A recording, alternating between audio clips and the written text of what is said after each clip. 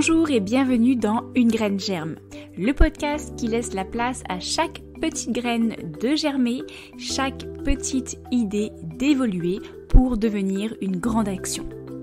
Je suis Alexandra, une jeune femme simple, sans prétention, qui voue une passion pour la déconstruction des modes de vie et des pensées, la remise en question pour vivre une vie toujours plus vibrante dans le respect de soi, d'autrui et de notre planète. Dans Une graine germe, pas de tabou.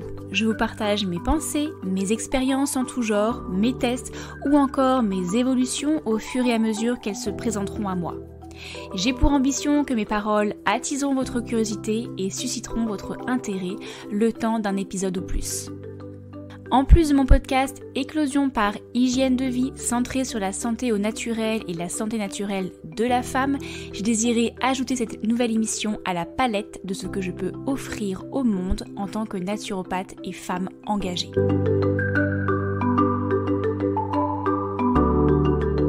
Alors, quelle nouvelle graine a bien pu encore germer dans ma tête?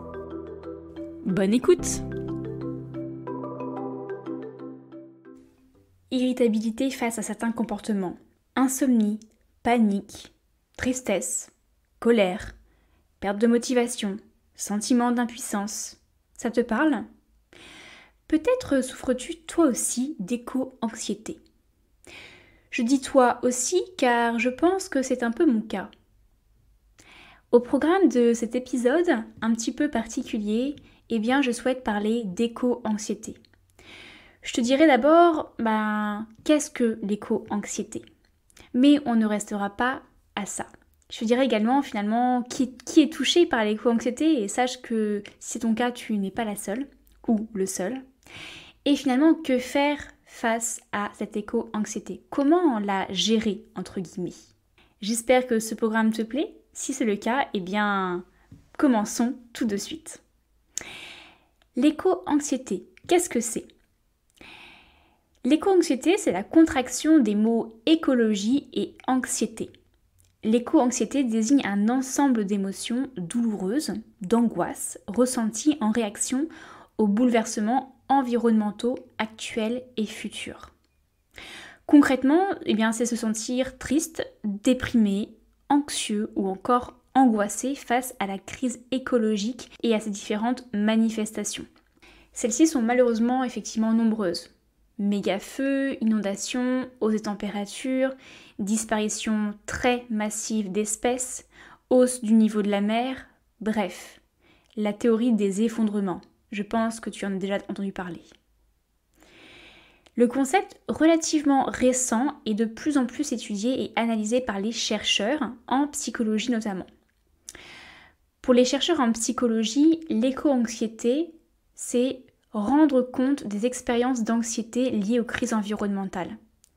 Elle englobe l'anxiété liée à la crise climatique, tout comme l'anxiété suscitée par une multiplicité des catastrophes environnementales, notamment l'élimination d'écosystèmes entiers et d'espèces végétales et animales, l'augmentation de l'incidence des catastrophes naturelles et des phénomènes météorologiques extrêmes, la pollution de masse mondiale, la déforestation, l'élévation du niveau de la mer ou encore le réchauffement de la planète. Qui est touché par l'éco-anxiété? Alors, il est aujourd'hui assez difficile de mesurer l'incidence exacte de l'éco-anxiété au sein de la population, mais une chose est sûre cependant, c'est qu'elle existe. Vraiment, les témoignages se multiplient et elle touche davantage les jeunes.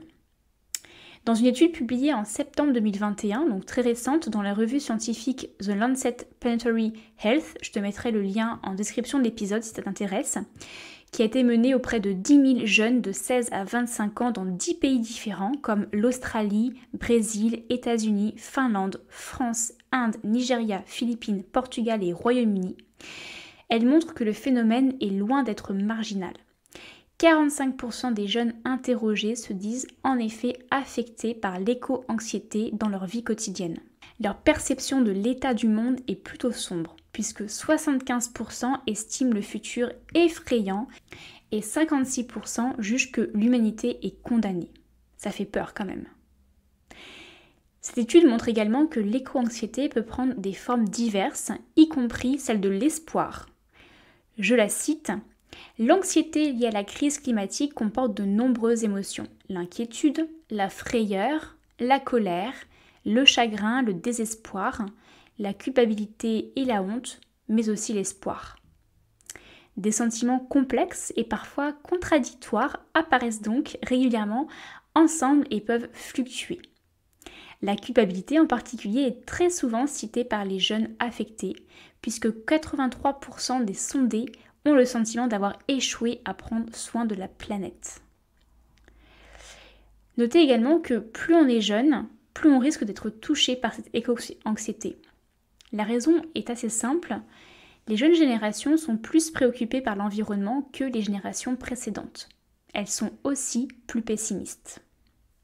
Maintenant qu'on a bien planté le décor et que le moral est en berne, que faire face à l'éco-anxiété? Comment finalement la gérer?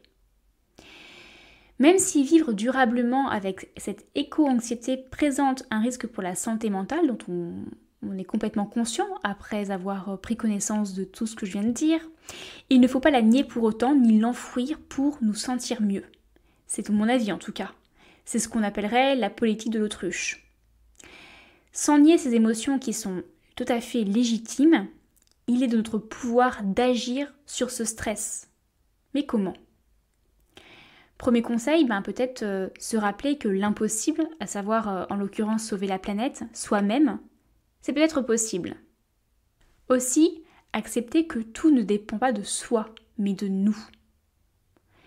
Et enfin, pour moi, la solution la plus durable et efficace et en cohérence avec ce qui arrive, c'est de se mettre en mouvement et agir.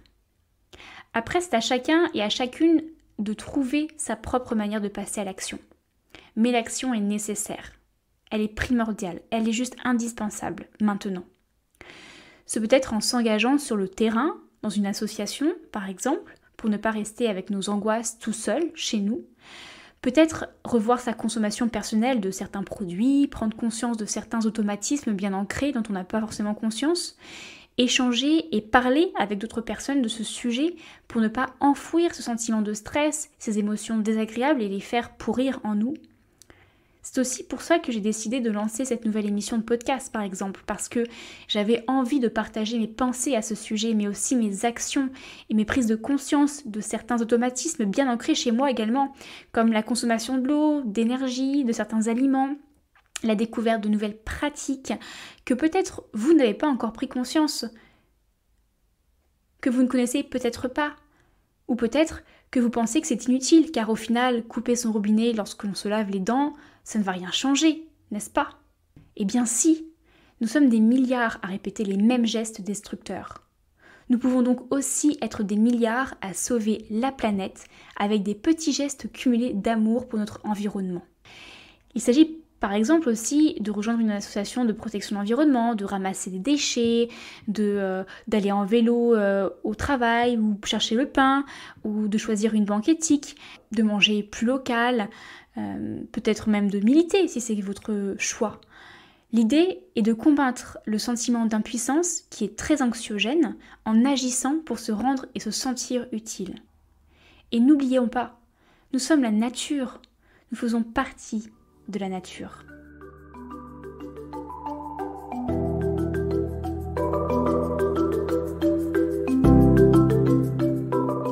Toi aussi, tu aurais une pensée à partager ou peut-être tu es en désaccord avec ce que je viens de dire, alors contacte-moi que l'on en discute autour du micro.